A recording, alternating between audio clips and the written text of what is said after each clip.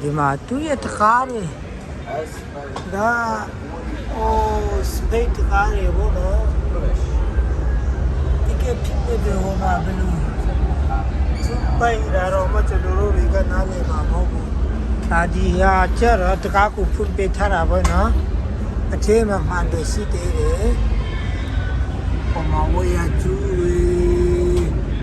ပါတယ်ခလောက်ကတော့မြန်သလားမင်းနဲ့ဆိုတော့ဒီ rocket ဖြစ်ပါတယ်ဒီ rocket အတွက်ဒီဟာတွေပုံလုံးလိုအပ်နေတာဖြစ်ပါတယ်ဆိုတော့ဒီကောင်က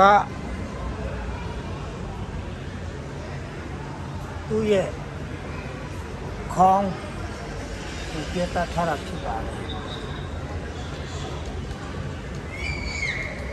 ပြီးတော့ဒီမှာသူ့ရဲ့အထက်ကပစ္စည်းခလောက်ပဲကြားတယ်ပုံလုံးဒီစိတ်ထားတာဖြစ်ပါတယ်ပြီးတော့သူတို့တုံးနေတဲ့လက်ဟောင်းပိုက်တွေဘာတွေလည်းမသိဘူးပနတ်တွေဥထုတ်တွေလက်အိတ်တွေဒါလူကူတိုင်းသူတို့တုံးပြီးမှတုံးပြီးတာပူထားတာဖြစ်ပါတယ်